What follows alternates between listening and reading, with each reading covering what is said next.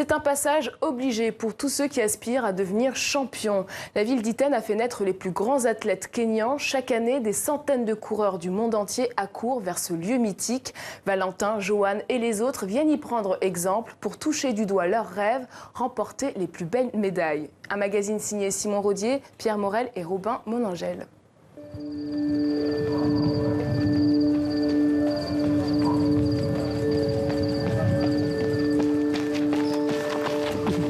Iten, c'est d'abord une histoire de bruit, de son. Un rythme, un souffle, un glissement presque. Ici, quand tu te lèves le matin, ça court tout le temps. Matin même ça court, midi ça court, après-midi ça court, le soir ça court, la nuit même ça court. Donc c'est une culture, c'est parce que tout le monde vit avec, la course à pied.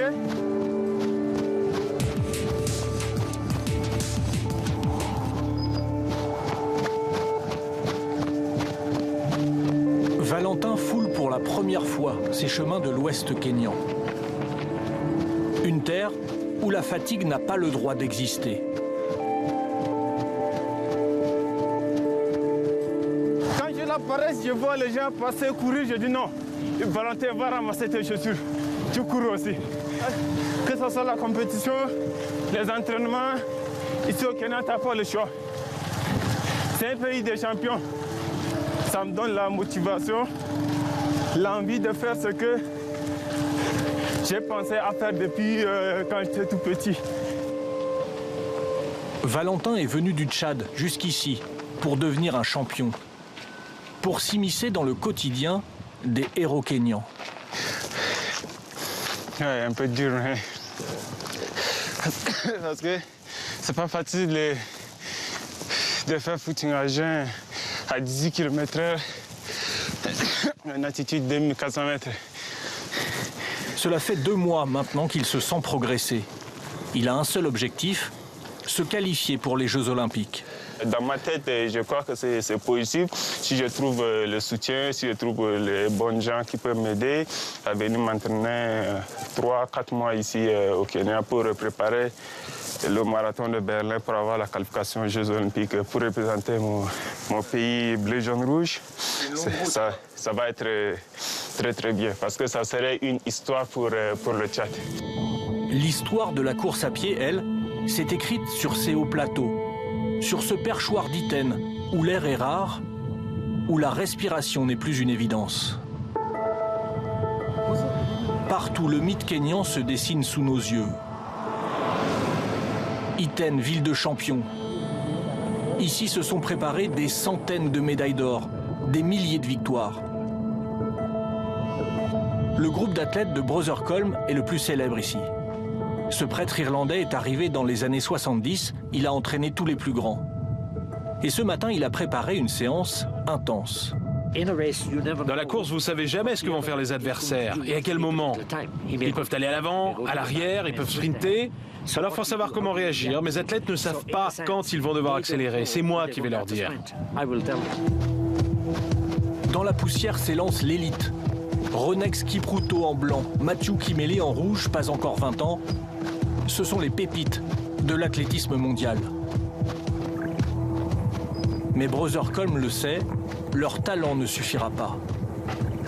Il y a aussi la capacité à se concentrer, à faire des sacrifices, à passer au travers de moments difficiles, d'échecs. Le talent n'est que le début d'un long processus.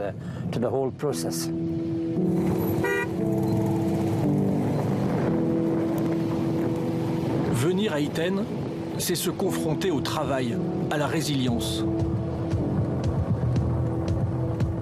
Un lieu où tout est centré sur la course à pied.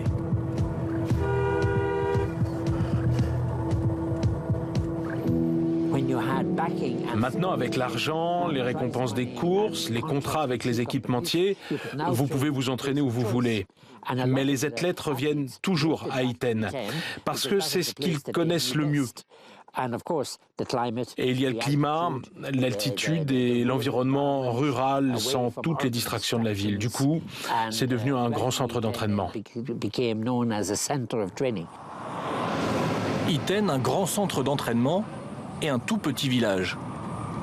Mais surtout un état d'esprit, ce qu'est venu chercher Valentin. Alors ça, c'est le centre-ville, de Iten. Donc voilà, c'est là où je suis venu voler un peu l'expérience des Kenyans. Et quand il ne s'entraîne pas, le Tchadien fait comme chez lui. Hi. Salut. Vous voulez une coupe? Yeah, I want to share. Oui, je veux une coupe. Ok, dans 5 minutes. Évidemment, tous les Kenyans d'Iten ne sont pas sportifs. Non, moi je ne cours pas. Je l'ai même jamais essayé. Mais pas besoin de courir pour apprécier la spécialité locale. Certains coureurs sont mes amis et quand tu vois un ami gagner, ça fait plaisir. Même si tu n'es pas forcément proche d'eux, tu sais qu'ils viennent d'ici, donc ça fait plaisir. Il n'a pas fallu très longtemps à Valentin pour se faire accepter. J'aime ça à l'aise parce que les Kenyans, ils sont super sympas, ils sont gentils. C'est des gens qui ont l'esprit de fair play. Ils ont l'esprit de t'aider à ce que tu ailles de l'avant, à ce que tu améliores ta performance. Lui, le Tchadien, arrivé seul, s'est fondu dans le décor. Parce qu'il est un coureur et surtout parce qu'il est un combattant. Un lieu par ici concentre toutes les ambitions. C'est le stade de Tambacht. Des milliers de coureurs ont usé la piste. Pour s'infliger les entraînements les plus difficiles qui soient. C'est l'endroit où tout le monde vient faire la vitesse ici. Donc c'est la piste de stade pour les athlètes de Iten comme au Tchad. Il n'y avait pas ce monde, il n'y avait pas ce stade pour courir. Donc quand je vois comme ça me donne l'envie de courir aussi. Okay. Go, go. La séance du jour, des sprints répétés à fond. Le corps au bord de la rupture.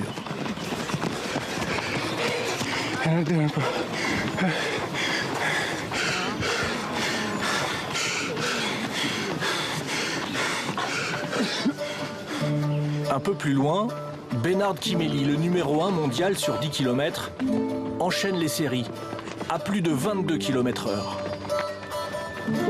Trop rapide, les gars. Tranquille. Patience. C'est le groupe des champions, avec entraîneur dédié, suivi permanent.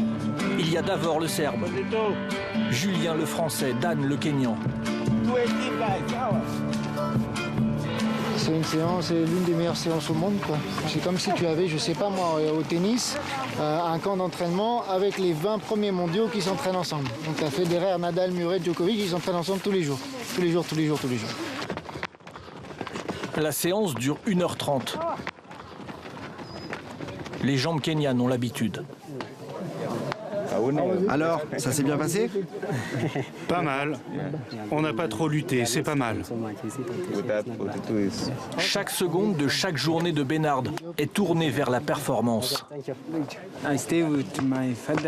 J'ai eu un mentor, Fred Kiprop, un ancien marathonien. Il m'a encouragé, m'a donné de la force pour me lever tôt, tout le temps. Il m'a permis de préparer mon esprit. Maintenant, je me lève tôt pour courir, il n'y a aucun problème. Je suis formaté. Comme lui, tous ici rêvent de victoire et de réussite sociale. C'est l'histoire de Johan Chelimo, une semi-marathonienne, le top niveau mondial aujourd'hui. Pour aller plus vite, elle s'entraîne uniquement avec des hommes. Je suis faible parce que l'écart est important. Mais quand je cours avec les femmes, je suis très forte. C'est ça mon secret. Depuis quelques mois, Johan loue une petite maison mitoyenne à Iten. La course à pied lui a ouvert des horizons qu'elle n'aurait jamais imaginés. Mes parents n'arrivaient pas à réunir l'argent pour payer l'inscription au lycée.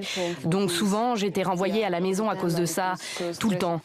Et c'était tellement stressant pour moi. Donc je me suis promis de changer tout ça un jour. Alors Johan court. Elle est invitée en Espagne Et elle gagne. J'ai commencé à gagner un peu d'argent. Et à mon retour, j'avais une petite maison. Je payais 500 shillings. Ça fait combien? Ça fait $5 par mois pour la location. Je suis allée dans un nouvel appartement qui m'a changé la vie. C'était combien? $15 par mois. Ce sont les toutes premières choses que j'ai faites qui m'ont changé. Et puis après, j'ai acheté un lit, une cuisinière, parce qu'avant, on faisait la cuisine dehors, au feu de bois. Aujourd'hui, elle participe aux plus grandes compétitions, où les vainqueurs peuvent remporter des dizaines de milliers de dollars. La réussite. Cet homme a couru après pendant des années. Fred Kiprop peut maintenant contempler son œuvre.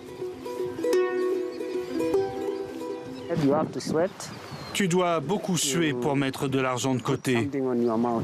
C'est beaucoup de sacrifices. À 43 ans, Fred est retraité de la course à pied. Il est devenu fermier. Il fait travailler les jeunes du village, possède une trentaine de vaches, et il ne compte pas s'arrêter là. Je veux distribuer le lait de ma ferme. Je veux le mettre en bouteille pour le vendre aux gens de la région. Au cours de sa carrière, il a amassé plus de 250 000 $, une fortune au Kenya. Quand j'allais en Europe ou ailleurs, j'allais visiter des fermes, comme en Italie, pour voir comment fonctionnaient les laiteries. Ce que j'ai gagné dans les courses, au lieu de le donner, je l'ai investi ici. Parce que je savais qu'un jour ou l'autre, mes jambes ne me permettraient plus de courir. Fred Kiprop, un marathonien devenu businessman. Et un bon conseiller aussi. La plupart des athlètes viennent d'un milieu pauvre. Alors je leur dis, si tu gagnes quelque chose, même pas grand-chose, fais-le grandir, prépare ton futur. Tu verras que tes enfants iront dans les meilleures écoles, que tes parents vivront dans des lieux paradisiaques. Tous ceux que tu connais, toute ta communauté, emmène-les le plus haut possible. Voilà donc le but du jeu. Réussir, quel que soit le sacrifice. Après 2 mois d'immersion en territoire kényan, pour Valentin, il est l'heure de repartir au Tchad. Au revoir. Je vous souhaite bon estage ici, bonne continuation. Ouais. Bon, bonne course. Merci. Merci. Au revoir. Merci. S'il veut revenir à Iten, il devra continuer à réciter la seule leçon qu'il faut connaître ici. Courir, manger, dormir, sans jamais s'écarter du chemin.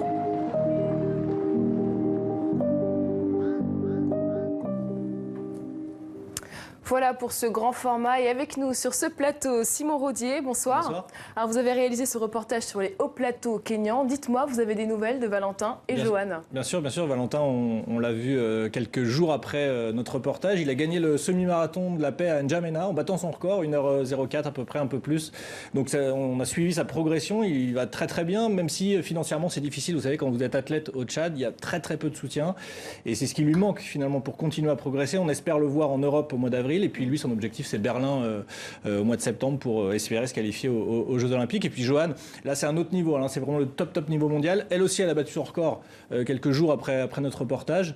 Et là, elle va sans doute participer au championnat du monde de semi-marathon. Ou alors à d'autres très grandes courses, parce que maintenant, elle est très très demandée. C'est le haut du panier international. Alors on connaît désormais la belle histoire de ces athlètes kenyans. Il y a une histoire plus sombre, celle du dopage. Cela existe. Oui, on avait suivi avant les JO de Rio, donc en 2016, le Kenya qui avait failli être exclu parce que bien on disait qu'il ne respectait pas le programme antidopage. Il y avait des dirigeants corrompus qui cachaient des cas de dopage. Il y a eu d'ailleurs des cas sur des grandes stars de l'athlétisme kenyan, Rita Jepto ou Somgong qui a gagné l'or au JO de Rio. Il y a d'ailleurs eu un reportage de la chaîne ARD, je vous le conseille, 2015, très très bon sur le dopage kenyan. On le dit dans le reportage, c'est-à-dire qu'il y a de l'argent dans la course à pied. Beaucoup plus d'argent qu'un Kenyan peut peut espérer en travaillant normalement dans les champs, par exemple. Et donc, forcément, ça donne l'envie à certains qui ont qualifié de brebis galeuses, eh bien, d'essayer le PO, par exemple, ou d'autres produits. Et donc, ce dopage existe. On le sent aussi quand il y a une densité de coureurs à très, très haut niveau avec des temps incroyables. On a eu l'occasion d'en parler avec plusieurs personnes. Alors, le Kenya est obligé de changer. Il y a de plus en plus de contrôles. S'il y a des cas positifs, ça veut dire que les contrôles sont meilleurs aussi. Et puis, il faut renforcer ces contrôles. Il faut que les contrôles inopinés, c'est-à-dire surprises, deviennent vraiment grandissent, quoi. Il y en a de plus en plus finalement sur ces hauts plateaux. C'est pas si difficile d'accès que ça. Le problème, c'est que les dirigeants parfois, ils disaient aux coureurs attention, il y a des préleveurs qui arrivent. Donc on avait le temps de se cacher. Voilà, donc c'est ce qui va permettre au Kenya de grandir encore et puis de continuer à rêver un peu de ces coureurs là qui sont vraiment magnifiques. Et si évidemment les cas de dopage sont moins nombreux, ce sera toujours plus agréable. Merci beaucoup Simon. Courir pour le futur, votre reportage est à retrouver sur notre site internet.